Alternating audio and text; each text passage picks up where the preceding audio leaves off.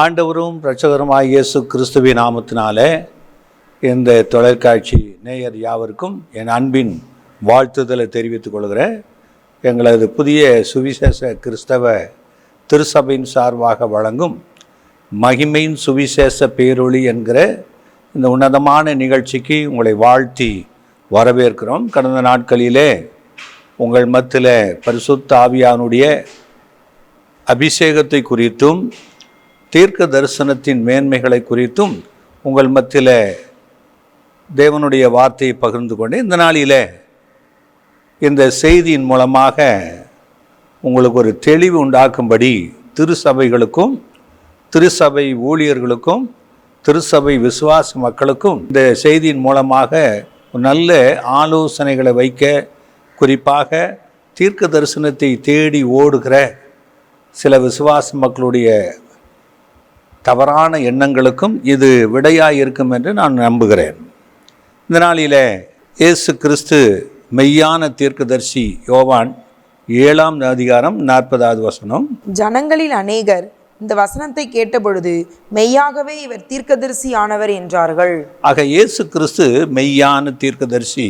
இன்னொரு தீர்க்கதரிசியை வேதம் சொல்லுகிறது. வெளிப்படுத்தின விசேஷம் 16ஆம் அதிகாரம் 13வது வசனம். அப்பொழுது வலுசர்ப்பத்தின் வாயிலும் மிருகத்தின் வாயிலும் கள்ளத்தீர்க்கதரிசியின் வாயிலும் இருந்து தவளைகளுக்கு ஒப்பான 3 அசுத்த ஆவிகள் புறப்பட்டு வர கண்டேன். ஆக மிருகத்தின் வாயிலிருந்து கள்ளத்தீர்க்கதரிசியின் வாயிலிருந்து 3 அசுத்த ஆவிகள் வெளிப்பட்டது. இந்த வார்த்தைகளிலே கள்ளத்தீர்க்கதரிசி என்கிற ஒரு மனிதனை குறித்து அல்லது தீர்க்கதரிசியினுடைய வார்த்தைகளை குறித்து நாம் கேட்குறோம். ஆக இயேசு கிறிஸ்து மெய்யான தீர்க்கதரிசி. அவருக்கு விரோதமாய், அவருடைய சத்தியத்துக்கு விரோதமாய், அவருடைய திருச்சபைக்கு விரோதமாய், அது தேவனுடைய உன்னதமான ராஜ்யத்துக்கு விரோதமாய் ஜனங்களை மோசம் போக்கும்படி செயல்படுகிற ஒரு ஆவிதான் கள்ள தீர்க்கதரிசியின் ஆவி. இது வெளிப்படுத்தின விசேஷத்தில் சொல்லப்பட்டிருக்கிறது. ஆகவே இந்த 2 காரியங்களுக்கும் உங்களுக்கு வித்தியாசத்தை உண்டாக்கும்படி நான் இந்த நாளிலே விரும்புகிறேன். மத்திய 7ஆம் அதிகாரம் 15வது வசனம். கள்ள தீர்க்கதரிசிகளுக்கு எச்சரிக்கையாயிருங்கள். அவர்கள் ஆட்டுத்தோலை போர்த்து கொண்டு உங்களிடத்தில் வருவார்கள். உள்ளத்திலோ அவர்கள் பட்சிக்கிற ஓநாய்கள். இயேசு இந்த பூமியிலே அவர் சீசர்கள் மத்தியிலே ஜனங்கள் மத்தியிலே வாழ்ந்து கொண்டிருக்கிற போது அவர் எச்சரித்து சொன்ன ஒரு வார்த்தை என்னவென்றால், கள்ள தீர்க்கதரிசிகளுக்கு எச்சரிக்கையாயிருங்கள். அவர்கள் ஆட்டு தோலை போர்த்து கொண்டு உங்களிடத்தில் வருவார்கள். அவர்கள் உள்ளத்திலோ பட்சிக்கிற ஓநாய்கள். ஆக ஓநாய் எப்படி தன் இரையை பட்சித்து போடுமோ அதை போல இந்த கள்ள தீர்க்கதரிசிகளும் ஆட்டுக்குட்டியாகிய விசுவாச மக்களை, சபையாகிய மந்தையை பட்சித்து போடும் என்று ஆண்டவராய் இயேசு கிறிஸ்து எச்சரிக்கை கொடுக்கிறார். இந்த கள்ள தீர்க்கதரிசிகளுக்குரிய ஒரு 4 உதாரணங்களை நான் சொல்லி கடந்து போக விரும்புகிறேன். முதலாவது 1 சாமுவேலின் புஸ்தகம் 10ஆம் அதிகாரம் 1வது வசனம். அப்பொழுது சாமுவேல் தைலக்குப்பி எடுத்து அவன் தலையின் மேல் வார்த்து அவனை முத்தம் செய்து, கர்த்தர் உன்னை தம்முடைய சுதந்திரத்தின் மேல் தலைவனாக அபிஷேகம் பண்ணினார் அல்லவா. ஆக முதலாவது ஒரு பொல்லாத ஆவியின் தீர்க்க தரிசனத்தை குறித்து இங்கே உங்களுக்கு காண்பிக்க விரும்புகிறேன். சாமுவேல் தைல குப்பி எடுத்து சவுலின் தலையிலே வார்த்தான். அவன் தீர்க்கதரிசியாக மாறினான். 6வது வசனம். அப்பொழுது கர்த்தருடைய ஆவி உன்மேல் இறங்குவார். நீ அவர்களோட கூட தீர்க்க தரிசனம் சொல்லி வேறு மனுஷனாவாய். இந்த அடையாளங்கள் உனக்கு நேரிடும் பொழுது சமயத்துக்கு ஏற்றபடி நீ செய். தேவன் உன்னோட இருக்கிறார். ஆக இந்த சவுல் கீசின் குமாரன் தன்னுடைய தகப்பனுடைய கழுதைகளை தேடி இந்த ராமாவுக்கு வருகிறான். அங்கே தீர்க்கதரிசியாகிய சாமுவேலை சந்தித்த போது தேவன் அவனுடைய தலையிலே தைல குப்பியினால் அபிஷேகம் பண்ண சொல்லி இஸ்ரவேலின் மேலே ராஜாவாக ஏற்படுத்துகிறார். அந்த அபிஷேகத்தின் மேன்மை என்ன என்பதை அறிந்து கொள்ள நீ உன்னுடைய தகப்பன் வீட்டுக்கு போகும்போது 3 இடத்துல நீ தீர்க்க தரிசனம் சொல்லி வேறு மனுஷனாவா என்று சொன்னபடி அன்றைக்கு அந்த வார்த்தை இந்த சவுலுக்கு நிறைவேறினது. 10வது வசனம். அவர்கள் அந்த மலைக்கு வந்த பொழுது இதோ தீர்க்கதரிசிகளின் கூட்டம் அவனுக்கு எதிராக வந்தது. அப்பொழுது தேவனுடைய ஆவி அவன் மேல் இறங்கினதினால் அவனும் அவர்களுக்குள்ளே தீர்க்க தரிசனம் சொன்னான். ஆக இந்த சவுல் தீர்க்கதரிசிகளுடைய கூட்டத்தை சந்தித்த போது, அவன் சாமுவேலினாலே அபிஷேகம் பண்ணப்பட்ட போது, கர்த்தருடைய ஆவியானவர் அவன் மேலே வந்து இறங்கின போது அவன் தீர்க்க தரிசனம் சொன்னான் என்று வேதம் சொல்கிறது. ஆக இப்படி அபிஷேகம் பண்ணப்பட்ட இந்த சவுல் தீர்க்கதரிசிகளிலே ஒருவனா என்று கேள்வி எழுப்பும்படியாக ஒரு ஆச்சரியத்தை உண்டாக்கினான். ஆக இப்படிப்பட்ட சவுல் பாவம் செய்தபோது தேவனுடைய ஆவியானவர் அவனை விட்டு விலகி போனார் என்று வேதம் சொல்கிறது. 1 சாமுவேல் 16 வசனம். கர்த்தருடைய ஆவி சவுலை விட்டு நீங்கினார். கர்த்தரால் வரவிடப்பட்ட ஒரு பொல்லாத ஆவி அவனை கலங்க பண்ணி கொண்டிருந்தது. ஆக சவுல் சாமுவேலுக்கு முன்பதாக, தேவனுக்கு முன்பதாக கீழ்ப்படியாமையினாலே அவன் பாவம் செய்த போது அவனுடைய ஸ்தானத்தை விட்டு கர்த்தர் தள்ளி விடுகிறார். அவனுக்கு கொடுத்த அபிஷேகம் அவனை விட்டு விலகி அவனுக்குள்ளே ஒரு பொல்லாத ஆவி அவனுக்குள்ளே வருகிறதை பார்க்கிறோம். இந்த பொல்லாத ஆவி வரும்போதெல்லாம் தாவீது என்கிற இளைஞனை அழைத்து அவன் பிடியில் வாசிக்கும் போது, ஆக பயங்கரமான நிலையில் இருக்கிற அந்த பொல்லாத ஆவி அவனை விட்டு விலகி நிற்கும். இப்படி இருக்கும்போது தாவீதை இந்த ராஜா ஸ்தானத்தில் சாமுவேல் அபிஷேகம் பண்ணுகிறார். 1 சாமுவேல் 19 வசனங்கள். தாவீது ராமாவுக்கு அடுத்த நாயோத்திலே இருக்கிறான் என்று சவுலுக்கு அறிவிக்கப்பட்டது. அப்பொழுது சவுல் தாவீதை கொண்டு வர சேவகரை அனுப்பினான். அவர்கள் தீர்க்க தரிசனம் சொல்லுகிற தீர்க்கதரிசிகளின் கூட்டத்தையும் சாமுவேல் அவர்களின் தலைவனாக நிற்கிறதையும் கண்டார்கள். அப்பொழுது சவுலினுடைய சேவகரின் மேல் தேவனுடைய ஆவி இறங்கினதினால் அவர்களும் தீர்க்க தரிசனம் சொன்னார்கள். ஆக இந்த தாவீதுக்கும் சவுலுக்கும் ஒரு பயங்கரமான பகை. காரணம் என்னவென்றால், சவுல் கொன்றது 1000, தாவீது கொன்றது 10000 என்று கோலியாத்தை தாவீது ஜெயம் எடுத்த போது ஜனங்கள் பாடினார்கள். இது சவுலுடைய இருதயத்துக்கு ஒரு பெரிய எரிச்சலையும் அவன் மேல் ஒரு பொறாமையும் கொடுத்தது. எவ்விதத்திலும் இந்த தாவீதை கொலை செய்ய வேண்டும் என்று அவன் தேடிக்கொண்டிருக்கிறான். சாமுவேல் தாவீதை அபிஷேகம் பண்ணினதை அறிந்த பின்பு இந்த சவுலுக்குள்ளே பொல்லாத ஆவி அவனை கொலை செய்யும்படி அநேக முறை முயற்சித்தது. இப்படிப்பட்ட நிலையிலே தாவீது சாமுவேல் இருக்கிற ராமா என்கிற அந்த பட்டணத்தில் போய் அவரோடு இருக்கிறார். இதை கேள்விப்பட்ட சவுல் தாவீதை கொலை செய்வதற்காக அங்கே புறப்பட்டு போகிறான். அங்கே போன இடத்துல இந்த சவுல் மேல் இருக்கிற ஒரு ஆவியானது தீர்க்க தரிசனம் சொல்லுகிறதாக பார்க்கிறோம். அதுல 23, 24 வசனங்களை பார்ப்போம். அப்பொழுது ராமாவுக்கு அடுத்த நாயோத்திற்கு போனான். அவன் மேலும் தேவனுடைய ஆவி இறங்கினதினால் அவன் ராமாவுக்கு அடுத்த நாயோத்திலே சேருமட்டும் தீர்க்க தரிசனம் சொல்லிக்கொண்டே நடந்து வந்து தானும் தன் வஸ்திரங்களை கழற்றி போட்டு சாமுவேலுக்கு முன்பாக தீர்க்க தரிசனம் சொல்லி அன்று பகல் முழுவதும் முழுவதும் வஸ்திரம் இல்லாமல் விழுந்து கிடந்தான். ஆகையினாலே சவுலும் தீர்க்கதரிசிகளில் ஒருவனோ என்பார்கள். ஆக தன்னை விட்டு பரிசுத்த ஆவியானவர் விலகின பின்பு ஒரு பொல்லாத ஆவி சவுலை கலங்க பண்ணி கொண்டிருந்தது. ஆக எப்பொழுது அவன் அபிஷேகம் பண்ணப்பட்டானோ அவன் தீர்க்கதரிசி தான் என்று அநேகருக்கு வெளிப்பட்டதோ, இந்த பொல்லாத ஆவி அதே தன்மையை சவுலுக்குள்ளே கொண்டு வருவதை பார்க்கிறோம். இவன் சாமுவேல் இருக்கிற ராமாத்துக்கு வந்தபோது அவன் அந்த பட்டணத்தில் சேருவதற்கு முன்பதாக கீழே விழுந்து அவன் தீர்க்க தரிசனம் சொல்லுகிறான். அதோடு மாத்திரலாதபடி அவன் வஸ்திரங்களெல்லாம் களைந்து நிர்வாணப்பட்டு கிடக்கிறான். அன்பு தேவனுடைய பிள்ளைகளே, இந்த பொல்லாத ஆவி அவனுக்குள்ளாக இருந்து தீர்க்க தரிசனம் சொல்லுகிறதை பார்க்கிறோம். ஆக ஒரு பொல்லாத ஆவி அவனுக்குள்ளே இருக்கிறதை ஒருவேளை ஜனங்கள் அறியாதிருக்கலாம். ஆனால் தேவனுடைய அபிஷேகமானது ஒருபோது எந்த மனுஷனை நிர்வாணப்படுத்தி காண்பிக்க மாட்டார். இந்த பொல்லாத ஆவி சவுலை நிர்வாணப்படுத்தி அவன் தீர்க்க தரிசனத்தை சொல்லும்படியாக வைத்திருக்கிறது. ஆகவே தீர்க்க தரிசனம் பொல்லாத ஆவிகள் சொல்லும். அதனுடைய அடையாளம் என்னன்னா, வஸ்திரம் விலகி சவுல் படுத்து கிடக்கிறான். இரண்டாவதான ஒரு காரியம் மத்தேயு 24 அதிகாரம் 24வது வசனம்.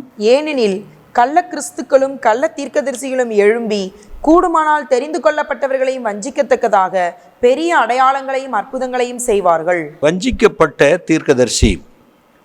இந்த கடைசி நாட்களிலே கள்ள தீர்க்கதரிசிகள் எழும்பி தெரிந்து கொள்ளப்பட்டவர்களையும் வஞ்சிக்கும்படியான அற்புதங்களை அடையாளங்களையும் அவர்கள் சொல்வார்கள் என்று ஆண்டவராய் இயேசு கிறிஸ்து சொல்லியிருக்கிறார்.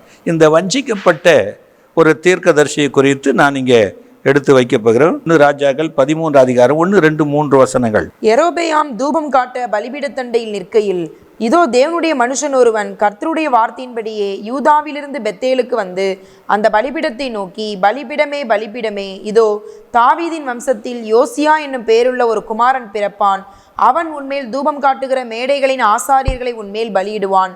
மனுஷரின் எலும்புகளும் உன்மேல் சுட்டரிக்கப்படும் என்பதை கர்த்தர் உரைக்கிறார் என்று கர்த்தருடைய வார்த்தையை கூறி, அன்றைய தினம் அவன் ஒரு அடையாளத்தையும் சொல்லி, இதோ இந்த பலிபீடம் வெடித்து அதன் மேல் உள்ள சாம்பல் கொட்டுண்டு போம், கர்த்தர் உரைத்ததற்கு இதுவே அடையாளம் என்றான். ஆக பெத்தேலிலே ரெகொபெயாம் காலத்துக்கு பின்பு யெரொபெயாம் என்கிற ஒரு ராஜா இஸ்ரவேலை ஆண்டு கொண்டிருக்கிறான்.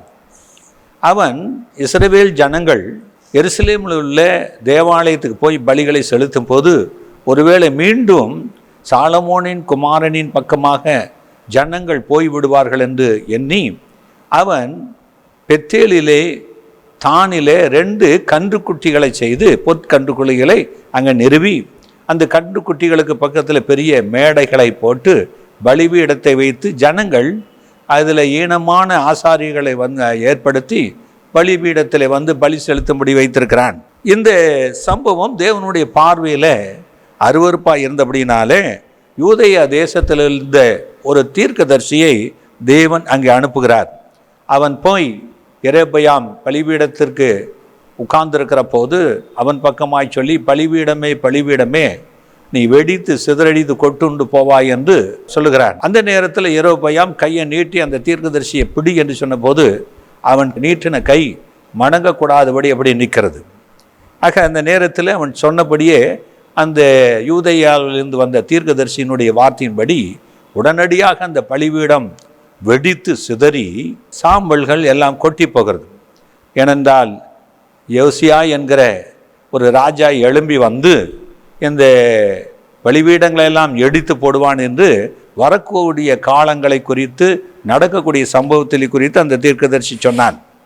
இந்த தீர்க்கதரிசி யெரொபெயாம் கை மடக்காக நீட்டி கொண்டிருந்தானே அவனுக்காக வேண்டுதல் செய்யும்படி கேட்டான். தீர்க்கதரிசி ஜெபித்தான். உடனடியாக அவன் கை மடங்கினது. உடனே அந்த யெரொபெயாம் ராஜா தன்னுடைய வீட்டுக்கு வரவும் அவன் புசிக்கவும் வெகுமானத்தை வாங்கி கொள்ளவும் அந்த தீர்க்கதரிசியை கேட்டபோது அந்த தீர்க்கதரிசி சொல்லுகிறான், என்னை அனுப்பினவர் வந்த வழியிலே திரும்ப போகாமல், அந்த இடத்தில் அப்பம் புசிக்காமல் தண்ணீர் குடிக்காமலும் திரும்பி வா என்று எனக்கு கட்டளை போட்டிருக்கிறார் என்று சொல்லி அவன் தண்ணி கூட குடிக்காதபடி அவன் தீர்க்கதரிசி புறப்பட்டு யூதேயா தேசத்துக்கு போவதை பார்க்குறோம்.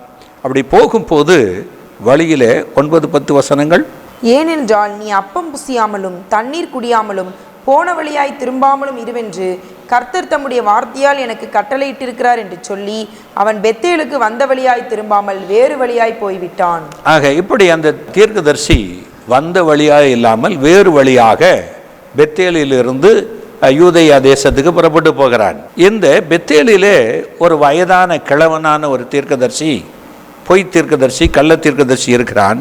அதை தன்னுடைய பிள்ளைகள் மூலமாக அறிந்து கொண்ட பின்பு அவன் கோவியர் கழுதியிலே சேனை வைத்து போய் வழியிலே அமர்ந்து கொண்டிருக்கிற அந்த தேவனுடைய தீர்க்கதரிசியை பார்த்து சொல்லுகிறான். 18-19 வசனங்கள்.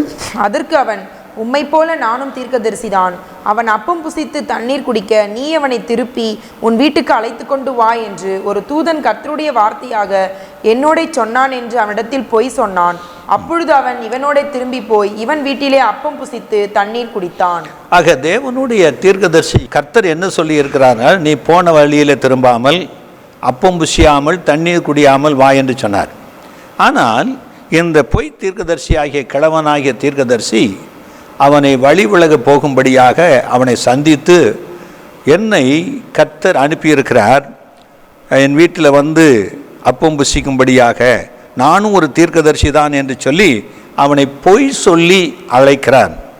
அவன் தீர்க்கதரிசி என்று சொன்னபோது இவன் அவனுடைய வார்த்தையை நம்பி பெத்தேலுக்கு திரும்ப போகிறான். இந்த தேவனுடைய மனுஷன் அவன் செய்ய வேண்டியது என்னவென்றால், அவன் கர்த்தரிடத்தில் விசாரித்திருக்கணும், ஆண்டவரே இவனோடு போகலாமா போகக்கூடாது என்று. ஆனால் அவன் கர்த்தரிடத்தில் விசாரியாதபடி இந்த கள்ள தீர்க்கதரிசி சொன்ன வார்த்தையை நம்பி அவன் வீட்டுக்கு போய் அப்பம் புசித்தான். உடனே அந்த தீர்க்கதரிசிக்குள்ளே அந்த கர்த்தர் பேசுகிறார். வழியிலே அவன் திரும்ப வரும்போது ஒரு சிங்கம் அவனை அடித்து தேவனுடைய தீர்க்கதரிசியை கொண்டு போனது என்று பார்க்கிறோம். 24வது வசனம். அவன் போன பிற்பாடு வழியிலே ஒரு சிங்கம் அவனுக்கு எதிர்பட்டு அவனை கொன்று போட்டது. அவன் பிரேதம் வழியிலே கிடந்தது, கழுதை அதன் அண்டையிலே நின்றது, சிங்கமும் பிரேதத்தண்டையிலே நின்றது. ஆக இந்த தேவனுடைய தீர்க்கதரிசியை ஒரு வஞ்சிக்கிற கள்ள தீர்க்கதரிசி அவனை வழிவிலக போக பண்ணினான். என்றைக்கு கூட தேவனுடைய பிள்ளைகளை வஞ்சிக்கிற ஆவிகள் எழும்பி வஞ்சிக்கும் என்று சொல்கிறார். ஆனால் ஆண்டவர் சொல்லியிருக்கிறார், கள்ள தீர்க்கதரிசிகள் எழும்பி கூடுமானால் தெரிந்து கொள்ளப்பட்டவர்களே வஞ்சிப்பார்கள். இந்த தேவனுடைய மனுஷன் தேவ ஆவியை பெற்றவன், தேவனுடைய வெளிப்பாடுகளை பெற்றவன், அப்படிப்பட்டவனையே கள்ள தீர்க்கதரிசி வஞ்சித்தான் என்று பார்க்கிறோம். மூன்றாவதான காரியம் 1 ராஜாக்கள் 22 வசனம். அப்பொழுது இஸ்ரவேலின் ராஜா ஏறக்குறைய 400 தீர்க்கதரிசிகளை கூடி வரச் செய்து, நான் கீலேயாத்தில் உள்ள ராமோத்தின் மேல் யுத்தம் பண்ண போகலாகாதா என்று அவர்களை கேட்டதற்கு அவர்கள், போம், ஆண்டவர் ராஜாவின் கையில் ஒப்பு கொடுப்பார் என்றார்கள். ஆக ஆகாப் கீலேயாத்தில் உள்ள ராமாத்துக்கு போய் யுத்தம் பண்ணுவதற்கு, சீரியரோட யுத்தம் பண்ணுவதற்கு அவன் யோசபாத் என்கிற யூத ராஜாவையும் தன்னோடு சேர்த்து கொள்கிறான். ஆக ஆகாப் ஏசபேல் சொன்ன மார்க்கத்தின்படியே பாகால்களை வழங்கி அந்த தீர்க்கதரிசிகளுடைய வார்த்தைகளை கேட்டுக்கொண்டிருக்கிறான்.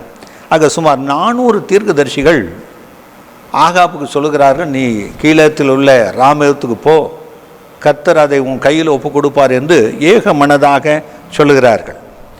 ஆக அப்படி சொல்லும்போது அதில் தேவனுடைய தீர்க்கதரிசி யாராவது இருந்தால் விசாரிக்கலாமே என்று யோசபாத் கேட்டபோது, ஆக மீகாயா என்கிற தீர்க்கதரிசியை அழைத்து கொண்டு வருகிறார்கள். அதுக்கு முன்பதாக 22 வசனங்கள். கேனானாவின் குமாரனாகிய சிதேக்கியா தனக்கு இருப்பு கொம்புகளை உண்டாக்கி, இவைகளால் நீர் சீரியரை முட்டி நிர்மூலமாக்கி போடுவீர் என்று கர்த்தர் சொல்லுகிறார் என்றான். சகல தீர்க்கதரிசிகளும் அதற்கு இசைவாக தீர்க்க தரிசனம் சொல்லி, கீலேயாத்தில் உள்ள ராமோத்துக்கு போம், உமக்கு வாய்க்கும், கர்த்தர் அதை ராஜாவின் கையில் ஒப்பு கொடுப்பார் என்றார்கள். ஆக ஆகாப்புக்கும் யோசபாத்துக்கும் 400 தீர்க்கதரிசிகள் வாயில தீர்க்க தரிசனம் உரைக்கிறார்கள். அதுக்கு தலைமையாக இருக்கிற சிதேக்கியா, நீ ராமோத்துக்கு போ, அதை எளிதாக பிடித்து கொள்ளலாம், கர்த்தர் சொல்லுகிறார் என்று அவன் சொல்லுகிறதை பார்க்கிறோம். ஆக தேவனுடைய தீர்க்கதரிசி ஆகிய மீகாவை அழைத்த போது 14 வசனம். அதற்கு மிகாயா, கர்த்தர் என்னிடத்தில் சொல்வதையே சொல்லுவேன் என்று கர்த்தருடைய ஜீவனை கொண்டு சொல்லுகிறேன் என்றான். ஆக மீகாயா என்கிற தேவனுடைய தீர்க்கதரிசி கர்த்தர் எனக்கு எதை சொல்லுகிறாரோ அதையே சொல்லுவேன் என்று சொன்னான். ஆக கர்த்தர் அவனுக்கு என்ன சொன்னார் என்று பார்க்கும்போது, ஆக அதை கீழாக சொல்லுகிறான், நீ போகும்போது வாய்க்காது, ஆக சீரியர் உன்னை கொன்று விடுவார்கள், நீ திரும்ப வர முடியாது என்று ஆகாப்புக்கு சொன்னபோது, இவன் என்னை குறித்து நல்ல இஸ்ரவேலின் ஜனங்கள் மேய்ப்பு இல்லாத ஆடுகளைப் போல அவர்கள் தன்னுடைய இல்லத்துக்கு போவதை கண்டேன் என்று சொல்கிறான்.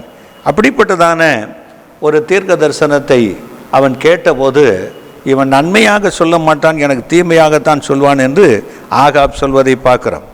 ஆக சிதேக்கியா தேவனுடைய தீர்க்கதரிசியாக மீகாயாவை கன்னத்தில் அடித்து, எந்த வழியாக தேவ ஆவியானவர் உன்னிடத்தில் வந்தார் என்று அவனை அடிக்கும் போது அவர் சொல்லுகிறார். 1 ராஜாக்கள் 22 14 வசனம். அதற்கு மிகாயா, கர்த்தர் என்னிடத்தில் சொல்வதையே சொல்லுவேன் என்று கர்த்தருடைய ஜீவனை கொண்டு சொல்லுகிறேன் என்றான். 19 வசனத்திலிருந்து, அப்பொழுது அவன் சொன்னது, கர்த்தருடைய வார்த்தையை கேளும், கர்த்தர் தம்முடைய சிங்காசனத்தின் மேல் வீற்றிருக்கிறதையும் பரம சேனையெல்லாம் அவரிடம் அவர் வலது பக்கத்திலும் அவர் இடது பக்கத்திலும் நிற்கிறதையும் கண்டேன். ஆக மேகாயாவுக்கு ஒரு தரிசனம், பரலோகம் திறந்திருக்கிறது, தேவன் சிங்காசனத்தில் உட்கார்ந்திருக்கிறார், தேவனாய் கர்த்தர். ஆக பரமசேனையெல்லாம் அவரோடு நிற்கிறது. அங்கே அவர் வீற்றிருக்கிற போது 21, 22, 23 வசனங்கள். அப்பொழுது ஒரு ஆவி புறப்பட்டு வந்து கர்த்தருக்கு முன்பாக நின்று, நான் அவனுக்கு போதனை செய்வேன் என்றது. எதினால் என்று கர்த்தர் அதை கேட்டார். அப்பொழுது அது, நான் போய் அவனுடைய தீர்க்கதரிசிகள் எல்லார் வாயிலும் பொய்யின் ஆவியாய் இருப்பேன் என்றது.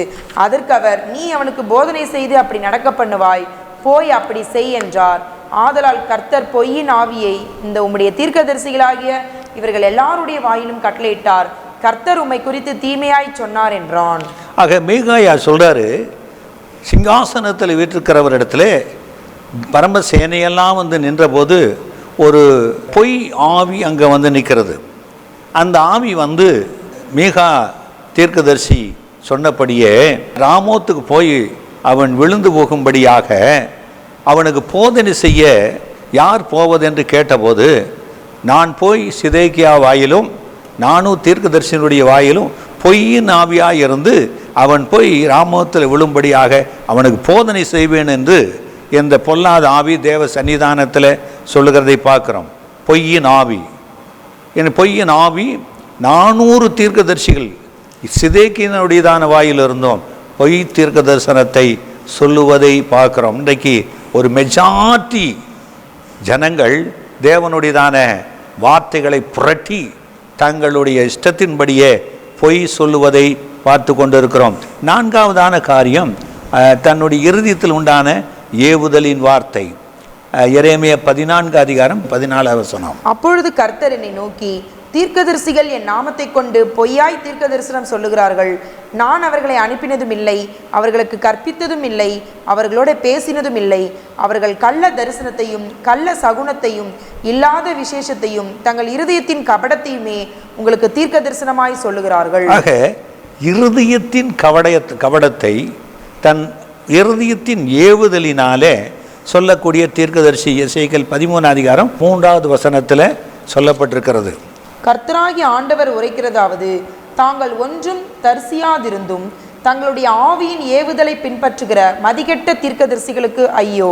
ஆக தன்னுடைய ஆவியின் ஏவுதலினால் உள்ளத்திலிருந்து வரக்கூடிய அவனுடைய மனுஷனுடைய ஆவியின் ஏவுதலினாலே சொல்லக்கூடிய தீர்க்க தரிசனம் உண்டு. அப்படித்தான் இந்த 4வது சம்பவத்தை நான் உங்கள் மத்தியில் வைக்க விரும்புகிறேன். எரேமியா 28:3. யூதாவுடைய ராஜாவாகிய சிதேக்கியா அரசாள துவங்கின 4ஆம் வருஷம் 5ஆம் மாதத்திலே அசூரின் குமாரனாகிய அனனியா என்னப்பட்ட கிபியோன் ஊரானாகிய தீர்க்கதரிசி கர்த்தருடைய ஆலயத்திலே ஆசாரியர்களும் சகல ஜனங்களும் பார்த்திருக்க என்னை நோக்கி, இஸ்ரவேலின் தேவனாகிய சேனைகளின் கர்த்தர் உரைக்கிறது என்னவென்றால், பாபிலோன் ராஜாவின் நுகத்தை முறித்தேன். பாபிலோன் ராஜாவாகிய நேபுகாத் நேச்சர் இவ்விடத்திலிருந்து எடுத்து பாபிலோனுக்கு கொண்டு போன கர்த்தருடைய ஆலயத்தின் பனிமுட்டுக்களை எல்லாம் நான் 2 வருஷ காலத்திலே இவ்விடத்திற்கு திரும்ப கொண்டு வர பண்ணுவேன். ஆக எரேமியா சொன்ன பின்பு இந்த பாபிலோனுக்கு சிறைப்பட்டு போகிற காலத்தில் எரேமியா இஸ்ரவேல் ஜனங்களுக்கு தீர்க்க தரிசனம் உரைத்து வருகிறார். அந்த காலங்களிலே அவர் சொல்லக்கூடிய கர்த்தருடைய வார்த்தை என்னவென்றால், சிதேக்கியா என்கிற யூதா ராஜாவையும் அந்த ஜனங்களையும் நீங்கள் மனம் திரும்புங்கள், சீர் பொருந்துங்கள் என்று சொன்னபோது அவர்கள் தங்கள் இருதயத்தை கடினப்படுத்தி கொண்டார்கள். ஒருவேளை நீங்கள் மனம் திரும்பாத பட்சத்தில் பாபிலோன் ராஜாவாகிய நேபுகாத்நேச்சர் வந்து இந்த பட்டணத்தை முற்றுகை போட்டு இதை சுட்டெரிப்பான் என்று எரேமியா தீர்க்க தரிசனமாக உரைக்கிறார். ஆனால் அந்த நாட்களில் எரேமியாவை பிடித்து அவர் ஒரு பயங்கரமான குழியில் போடுகிறார்கள், ஒரு சிறைச்சாலையில் வைத்து அவன் அடிக்கிறார்கள். ஏனென்றால் இஸ்ரவேல் ஜனங்கள் யூதா தேசத்துக்கு விரோதமாய் தீர்க்க தரிசனம் உரைக்கிறார் என்று சொல்லி அறிந்தார்கள். அப்படி இருக்கும்போது இந்த எரேமியா தீர்க்க தரிசனத்தை சொல்லி வரும்போது இந்த சிதேக்கியாவுக்கு முன்பதாக அனனியா என்கிற ஒரு தீர்க்கதரிசி இந்த 2 வருஷத்தில் எருசலேமில் கொண்டு போகப்பட்ட எல்லா பனிமுட்டுக்களையும் நீங்கள் மீட்டு கொண்டு வருவீர்கள், நேபுகாத்நேச்சர் விழுந்து போவான் என்று சொல்லி ஒரு பொய் தீர்க்க தரிசனத்தை, கள்ள தீர்க்க தரிசனத்தை தன்னுடைய இருதயத்தில் வந்து உண்டாகிற ஏவுதலினாலே சொல்வதை பார்க்குறோம். எரேமியா 28:13-14. நீ போய் அனனியாவை நோக்கி, நீ மர நுகத்தை உடைத்தாய், அதற்கு பதிலாக இருப்பு நுகத்தை உண்டு பண்ணு என்று கர்த்தர் சொன்னார். பாபிலோன் ராஜாவாகிய நேபுகாத் நேச்சரை சேவிக்கும்படிக்கு இருப்பு நுகத்தை இந்த எல்லா ஜாதிகளுடைய கழுத்தின் மேலும் போட்டேன், அவர்கள் அவனை சேவிப்பார்கள். வெளியின் மிருக ஜீவன்களையும் அவனுக்கு ஒப்புக் கொடுத்தேன் என்று இஸ்ரவேலின் தேவனாகிய சேனைகளின் கர்த்தர் உரைக்கிறார் என்று சொல் என்றார். ஆக இங்கே எரேமியா, அனனியா தீர்க்கதரிசி எரேமியா கழுத்தில் இருக்கிறதான ஒரு மர நுகத்தை எடுத்து உடைத்து இவ்விதமாக பாபிலோன் ராஜாவினுடைய நுகத்தை முறித்து மீண்டும் சிறையிருப்பிலிருந்து உங்களை கொண்டு வருவேன் என்று பொய் தீர்க்க தரிசனம், கள்ள தீர்க்க தரிசனம் சொல்லிவிட்டான். ஆக எரேமியாவுக்கு மீண்டும் கர்த்தருடைய வார்த்தை உண்டாகி, ஆக ஒரு இரும்பு நுகத்தை வைத்து கொண்டு மீண்டும் இரும்பு நுகம் போல பாபிலோன் ராஜா உங்களை சிறைப்படுத்தி கொண்டு போவான் என்று சொல்லப்பட்டிருக்குது. எரேமியா 28 அதிகாரம் 15, 16, 17 வசனங்கள். பின்பு எரேமியா தீர்க்கதரிசி அனனியா என்கிற தீர்க்கதரிசியை நோக்கி, இப்பொழுதும் அனனியாவே கேள், கர்த்தர் உன்னை அனுப்பினதில்லை, நீயோ இந்த ஜனத்தை பொய்யை நம்பும்படி செய்தாய். ஆகையால் இதோ உன்னை பூமியின் மேல் இராதபடிக்கு அகற்றி விடுவேன், இந்த வருஷத்திலே நீ சாவாய் என்று கர்த்தர் சொல்லுகிறார். கர்த்தருக்கு விரோதமாய் கலகம் உண்டாக பேசினாயே என்றான். அப்படியே அனனியா என்கிற தீர்க்கதரிசி அவ்வருஷத்தில் தானே 7ஆம் மாதத்தில் செத்து போனான். ஆக இரும்பு நுகத்தை தேவன் உங்களுக்கு உண்டாக்கி இருக்கிறார் என்று எரேமியா அங்கே சொல்லும்போது எல்லாரும் எரேமியாவுக்கு விரோதமாய் தங்களுக்கு கை நீட்டினாங்க. ஆனால் எரேமியா அனனியா என்கிற தீர்க்கதரிசியை பார்த்து, நீ கர்த்தர் உன்னை அனுப்பாது இருந்தும் நீ உன்னுடைய இருதயத்தின் ஏவுதலினாலே நீ தீர்க்க தரிசனம் உரைத்து தேவனுடையதான வார்த்தைக்கு புறம்பாய் பேசினபடினாலே இந்த வருஷம் நீ மாண்டு போவேன்னு சொன்னபடியே அவன் மாண்டு போனான். ஆகவே 4வதான காரியம் கள்ள தீர்க்க தரிசனம் இருதயத்தின் ஏவுதலின்படி. ஆக இந்த தீர்க்க தரிசனங்களை குறித்து ஒரு 7 காரியங்களை உங்கள் மத்தியில் வைக்கிற. முதல் காரியம், கள்ள சகோதரர்களால் வரக்கூடிய தீர்க்க தரிசனம், கலாத்தியர் 11 அதிகாரம் 13வது வசனம்.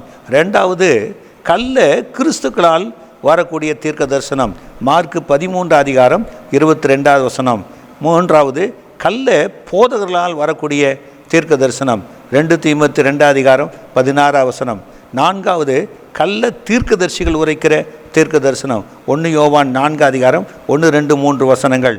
5வதாக, கள்ள அப்போஸ்தலர்கள் உரைக்கிற தீர்க்க தரிசனம், 2 கொரிந்தியர் 11 அதிகாரம் 13, 14வது வசனம். 6வது, கள்ள சந்ததி சொல்லக்கூடிய தீர்க்க தரிசனம், ஏசாயா 57 அதிகாரம் 4வது வசனம். 7வதாக, கள்ள வார்த்தையை, பிறருடைய வார்த்தையை வசனிக்கிற ஒரு தீர்க்க தரிசனம். இது மாத்திரம் பார்ப்போம். ஏசாயா 59, 13. கர்த்தருக்கு விரோதமாய் துரோகம் பண்ணி பொய் பேசி எங்கள் தேவனை விட்டு பின்வாங்கினோம், கொடுமையாகவும் கலகமாகவும் பேசினோம், கள்ள வார்த்தைகளை கர்ப்பந்தரித்து இருதயத்திலிருந்து பிறப்பிக்க பண்ணினோம். ஆக 7வதாக, சிலர் தன்னுடைய இருதயத்தில் கள்ள வார்த்தைகள் கற்பம் தரித்து அதையே தீர்க்க தரிசனமாக உரைத்து சிலரை ஆதாயப்படுத்தி கொள்வதற்காக, சிலருடையதான வாழ்க்கையை மோசப்படுத்துவதற்காக, சிலருடையதான சபையிலே குழப்பத்தை உண்டாக்குவதற்காக, சில குடும்பங்களிலே பிரிவினை உண்டாக்குவதற்காக கள்ள வார்த்தைகளை வசனிக்கிறதை நாம் பார்க்குறோம். அப்படிப்பட்டதான ஒரு தீர்க்கதரிசிகளும் உண்டு. பாகமம் 19 அதிகாரம் 18வது வசனம். அப்பொழுது நியாயாதிபதிகள் நன்றாய் விசாரணை செய்ய கடவர்கள், சாட்சி கள்ள சாட்சி என்றும் தன் சகோதரன் மேல் அபாண்டமாய் குற்றம் சாட்டினான் என்றும் கண்டாள். கள்ள சாட்சி உள்ள இந்த உலகம். ஆகவே இப்படி 7 விதமான ஊழியக்காரர்கள் நிலைகள், கள்ள தீர்க்கதரிசிகள். அதுக்கு அடுத்ததாக கள்ள தீர்க்க தரிசனங்கள் என்னென்னங்கிறதை குறித்து உங்கள் மத்தியில் ஒரு 10 பாயிண்ட் கொடுக்க விரும்புகிற வேகத்தில். முதல் காரியம், எரேமியா 23 அதிகாரம் 32வது வசனம். இதோ பொய் சொப்பனங்களை தீர்க்க தரிசனமாய் சொல்லி அவைகளை விவரித்து என் ஜனத்தை தங்கள் பொய்களினாலும் தங்கள் வீம்புகளினாலும் மோசம் போக்குகிறவர்களுக்கு நான் விரோதி என்று கர்த்தர் சொல்லுகிறார். முதல் காரியம், கள்ள தீர்க்க தரிசனத்தில் பொய் சொப்பனத்தினால வரக்கூடிய தீர்க்க தரிசனம். 2வதான காரியம், எரேமியா 23:30. ஆகையால் இதோ ஒவ்வொருவராய் தன் தன் அயலாரிடத்தில் என் வார்த்தையை திருட்டுத்தனமாய் எடுக்கிற தீர்க்கதரிசிகளுக்கு நான் விரோதி என்று கர்த்தர் சொல்லுகிறார். ஆக வேறு ஒருத்தர் சொல்லக்கூடிய காரியங்களை திருட்டுத்தனமாய் எடுத்து சொல்லக்கூடிய தீர்க்கதரிசி 2வது. 3வதாக எரேமியா 23:31. இதோ தங்கள் நாவின் சொல்லையே வழங்கி அவர் அதை உரைத்தார் என்று சொல்லுகிற தீர்க்கதரிசிகளுக்கு நான் விரோதி என்று கர்த்தர் சொல்லுகிறார். ஆக நாவின் வார்த்தை, அவங்க வாயில் என்ன வருதோ அந்த வார்த்தைகளையே தீர்க்க தரிசனமாக சொல்லுகிற கள்ள தீர்க்கதரிசி. 4வதாக எரேமியா 23:16-17 உங்களுக்கு தீர்க்க தரிசனம் சொல்லுகிற தீர்க்கதரிசிகளின் வார்த்தைகளை கேளாதிருங்கள். அவர்கள் உங்களை வீண் பெருமை கொள்ளும்படி செய்கிறார்கள். கர்த்தருடைய வாக்கை அல்ல, தாங்கள் யூகித்த தரிசனத்தை சொல்லுகிறார்கள் என்று சேனைகளின் கர்த்தர் சொல்லுகிறார். ஆக நான்காவதான காரியம், சில வீட்டுக்கு போகும்போது, திருசபைக்கு போகும்போது, இந்த ஜனங்களுக்கு என்ன சொன்னால் இவர்கள் நம்மளை ஏற்றுக்கொள்வாங்க, நமக்கு காணிக்க கொடுப்பாங்க, நம்மை மீண்டும் அவர்கள் கனப்படுத்துவார்கள் என்று தங்கள் இருதயத்தில் சில சிந்தனைகளிலே வார்த்தைகளை யூகித்து வைத்திருக்கிறார்கள். ஜனங்களை பிரியப்படுத்தும்படி பேசுவது, சபையை பிரியப்படுத்தும்படி பேசுவது. ஆக நான்காவதாக யூகித்த தரிசனம், கள்ள தரிசனம். ஐந்தாவதாக எரேமியா 23:25 சொப்பனம் கண்டேன் சொப்பனம் கண்டேன் என்று என் நாமத்தை சொல்லி பொய் தீர்க்க தரிசனம் உரைக்கிற தீர்க்கதரிசிகள் சொல்லுகிறதை கேட்டேன். சிலர் ஒன்றுமே தெரியாதபடி இருந்து தரிசனம் பெறாம சொப்பனத்தில் வெளிப்படுத்தாம நான் பொய் சொல்லுகிற தீர்க்கதரிசிகளை கர்த்தர் அடையாளம் காட்டுகிறார். ஆறாவதான காரியம் 3:26 எதுவரைக்கும் இப்படி இருக்கும்? பொய் தீர்க்க தரிசனம் சொல்லுகிற தீர்க்கதரிசிகளின் இருதயத்தில் ஏதாகிலும் உண்டோ? இவர்கள் தங்கள் இருதயத்தின் வஞ்சகத்தையே தீர்க்க தரிசனமாய் சொல்லுகிறவர்கள். ஆக தங்களுக்கு பிடிக்குதோ பிடிக்கலையோ சில இடங்களில் போய் தங்கள் இருதயத்தின் வஞ்சகத்தை தீர்க்க தரிசனமாக சொல்லுகிற தீர்க்கதரிசிகளும் உண்டு. ஏழாவதான காரியம் எரேமியா 23:13 சமாரியாவின் தீர்க்கதரிசிகளிலோ மதிகேட்டை கண்டேன். பாகாலை கொண்டு தீர்க்க தரிசனம் சொல்லி இஸ்ரவேல் என்னும் என் ஜனத்தை மோசம் போக்கினார்கள். ஆக பொல்லாத மனுஷர்கள் எழும்பி பாகால் என்கிற விக்கிரகத்தை பற்றி, அதனுடைய ஆவிகளை பற்றி, அந்த ஆவிகளினாலே சொல்லக்கூடிய பொய் தீர்க்கதரிசிகளை இங்கு அடையாளம் காட்டுகிறார். எட்டாவதாக எசேக்கியேல் 13:7-8-9 நான் உரைக்காதிருந்தும் நீங்கள் கர்த்தர் உரைத்தார் என்று சொல்லும் பொழுது அபத்தமான தரிசனத்தையே தரிசித்து பொய்க்குறியே சொல்லுகிறீர்கள் அல்லவா? ஆகையால் கர்த்தராகிய ஆண்டவர் உரைக்கிறது என்னவென்றால், நீங்கள் அபத்தமானதை சொல்லி பொய்யாய் தரிசிக்கிறபடினால் இதோ நான் உங்களுக்கு விரோதமானவர் என்று கர்த்தராகிய ஆண்டவர் சொல்லுகிறார். ஆக எட்டாவதாக பொய் குறி சொல்றது. இன்றைக்கு குறி சொல்லக்கூடிய ஆவிகள், அதை உடைய மனுஷர்கள் அதிகாலையில் அல்லது நடுச்சாமத்தில் வீட்டை தேடி வருவார்கள். அதே போல சில ஊழியர்களும் பொய் குறி சொல்லக்கூடிய கள்ள தீர்க்கதரிசிகளை இந்த வார்த்தைகள் அடையாளம் காண்பிக்கிறது. எசேக்கியேல் 14:9 ஒரு தீர்க்கதரிசி ஏவப்பட்டு ஒரு விசேஷத்தை சொன்னானாகில் அப்படி கொத்த தீர்க்கதரிசியை கர்த்தராகிய நானே ஏவப்பட பண்ணினேன். நான் அவனுக்கு விரோதமாக என் கையை நீட்டி அவனை இஸ்ரவேல் ஜனத்தில் இராதபடிக்கு அழிப்பேன். ஆக கர்த்தரே சிலரை பொல்லாத ஆவியை நிரப்பி வச்சிறார். ஏன்னா அவனை ஏவி விட்டுறார். அவன் சொல்லக்கூடிய வார்த்தைகள் தாறுமாறாகப்படுது. ஆகவே ஏவப்பட்ட, இருதயத்தில் ஏவப்பட்ட சொல்லக்கூடிய பொல்லாத தீர்க்கதரிசிகளை, கள்ள தீர்க்கதரிசிகளை பார்க்கிறோம். 10வது காரியம் எசேக்கியேல் 13:3-4 கர்த்தராகிய ஆண்டவர் உரைக்கிறதாவது, தாங்கள் ஒன்றும் தரிசியாதிருந்தும் தங்களுடைய ஆவியின் ஏவுதலை பின்பற்றுகிற மதிகெட்ட தீர்க்கதரிசிகளுக்கு ஐயோ! இஸ்ரவேலே, உன் தீர்க்கதரிசிகள் வனாந்திரங்களில் உள்ள நரிகளுக்கு ஒப்பாயிருக்கிறார்கள். ஆக 10வதான காரியம், வனாந்திரத்தில் இருக்கிற நரி தந்திரமானது. ஆகவே தன்னுடைய ஆவியில், மனுஷனுக்குன்னு ஒரு ஆவி இருக்கிறது. மனுஷனுடைய ஆவி மனுஷனுக்கு உரியவைகளை அறியும்.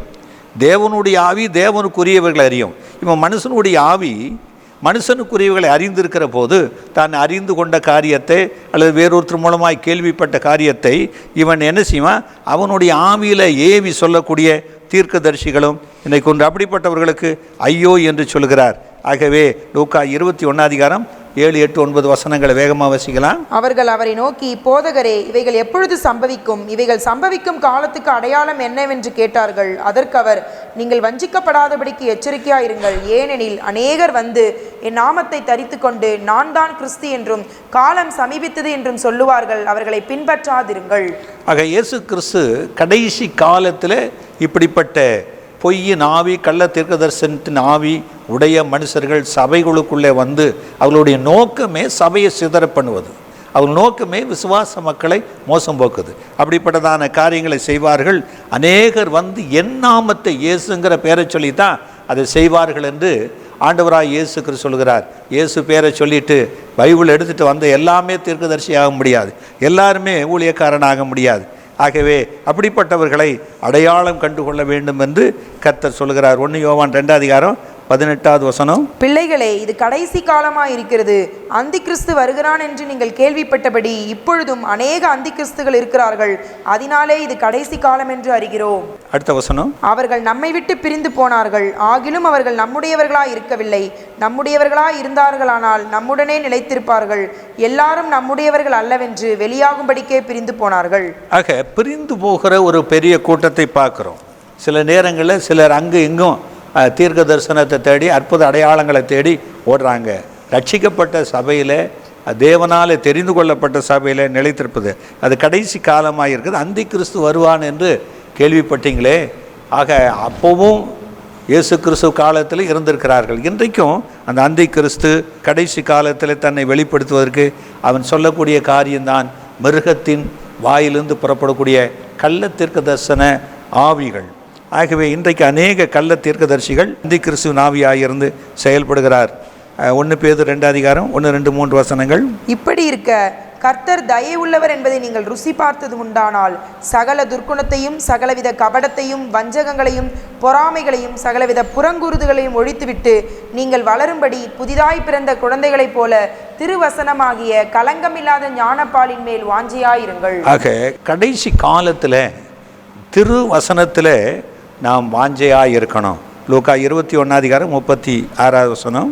ஆகையால் இனி சம்பவிக்க போகிற இவைகளுக்கெல்லாம் நீங்கள் தப்பி மனுஷகுமாரனுக்கு முன்பாக நிற்க பாத்திரவான்களாய் எண்ணப்படுவதற்கு எப்பொழுதும் ஜெபம் பண்ணி விழித்திருங்கள் என்றார். இதிலிருந்து தப்பித்துக் கொள்வதற்கு தான் தேவன் நல்ல திருசபையை கொடுத்திருக்கிறார். திருசபையில் மேய்ப்பர்களை கொடுத்திருக்கிறார். திருசபையில் உங்களுக்கு தேவனுடைய வார்த்தைகளை கொடுத்து கொண்டிருக்கிறார். ஆகவே அவருடைய வார்த்தையில் நிலைத்திருப்போம். அவர் வைத்திருக்கிற உன்னதமான பரிசுத்த தீர்க்கதரிசிகள் தேவனுடைய ஊழியக்காரர்கள் மற்றும் நிலைத்திருப்போம். அந்த திருச்சபையில் கொடுக்கக்கூடியதான எல்லா விதமான உபதேசங்களிலே நிலைத்திருப்போம். அப்பொழுது எப்பொழுதும் ஜெபம் பண்ணி இப்படிப்பட்ட பொல்லாத காரியத்திலிருந்து தப்பிப்பதற்காக விழித்திருந்து ஜெபம் பண்ணுங்கள். கர்த்தர் உங்களுக்கு இந்த பொல்லாத காரியத்திலிருந்து விடுதலையாக்கி பரலோக ராஜ்யத்துக்கு போகக்கூடிய நல்ல பாக்கியத்தை உங்களுக்கு ஏற்படுத்தி தருவார். கர்த்தர் உங்களை ஆசீர்வதிப்பாராக. எங்கள் அன்புமிக்க ஆண்டவரே, இந்த நாளிலே தீர்க்க தரிசனங்களை குறித்து, ஆண்டவரே பொல்லாத கள்ள தீர்க்க தரிசனங்களை குறித்தும் அது யார் யாருடைய வாழ்க்கையில் எப்படி நிறைவேற்றப்பட்டது என்பதை குறித்தும், ஆண்டவரே கடைசி காலத்தில் கள்ள அப்போஸ்தலர்கள், கள்ள சகோதரர்கள், கள்ள கிறிஸ்துக்கள், கள்ள தீர்க்கதரிசிகள், கள்ள சந்ததி இப்படி என்று 7 விதமான பொல்லாத மனுஷர்கள் வருவார்கள் என்று சொல்லி வைத்திருக்கிறீர். ஆக கடைசி காலத்தில் 10 விதமான கள்ள தீர்க்க தரிசனங்களை இந்த கடைசி கால பொல்லாத மனுஷர்கள் மூலமாக ஆண்டவரே அந்தி கிறிஸ்து விதைப்பான் என்று கேள்விப்பட்டிருக்கிறோம். இப்படி எல்லாவற்றுக்கும் தப்பித்து கொள்ளும்படி அன்றைக்கு ஆண்டவராக இயேசு கிறிஸ்து பூமியில் இருந்தபோதே என் நாமத்தை தரித்து கொண்டு உங்களிடத்தில் வருவார்கள். உள்ளத்திலோ பட்சிக்கிற ஓநாய்கள், அவர்கள் கள்ள தீர்க்கதரிசிகள் என்று அடையாளம் காட்டி இருக்கிறீர். இவைகளுக்கெல்லாம் தப்பித்து கொள்ளும்படி ஆண்டவரே இந்த வார்த்தைகளை கேட்ட மக்கள் ஆண்டவரே அங்கெங்கும் ஓடி ஆண்டவரே தன்னுடைய ஆத்மாவை கெடுத்து கொள்ளாதபடி தான் ஆரம்பித்து தான் கொடுத்திருக்கிற திருச்சபையில் தான் கொடுத்திருக்கிற போதகருக்கு கீழே அடங்கியிருந்து தேவனுடைய வார்த்தைகளை கற்றுக்கொண்டு கிறிஸ்துவில் பலப்பட, ஆவியில் நிரப்பப்பட, அபிஷேகத்தில் தேவனுக்கு என்று கனி கொடுத்து தேவராஜ்யத்துக்கு ஆயத்தப்பட கர்த்தர் கிருபை செய்யும். இயேசுவின் மூலம் வேண்டிக் கொள்கிறோம் பிதாவே, ஆமென். எங்கள் சபையின் ஞாயிறு ஆராதனை நேரங்கள்: ஆங்கில ஆராதனை காலை 7 மணி முதல் 8:30 மணி வரை, தமிழ் ஆராதனை காலை 8:30 மணி, தெலுங்கு மற்றும் தமிழ் ஆராதனைகள் மாலை 7:30 முதல் 9 மணி வரையிலும் நடைபெறுகிறது. இவ் ஆராதனைகளில் பங்கு பெற்று இறையாசியை பெற்று மகிழுங்கள். மேலும் ஒவ்வொரு வெள்ளிக்கிழமை தோறும் பகல் 11 மணிக்கு உபவாச ஜெபமும் நடைபெறுகிறது என்பதை தெரிவித்துக் கொள்கிறோம். Reverend J. ஜோதிப்பிரகாசம், புதிய சுவிசேஷ கிறிஸ்தவ திருச்சபை, ராஜீவ் காந்தி சாலை, OMR, புனித தோமா தெரு, எகாட்டூர், சென்னை 130.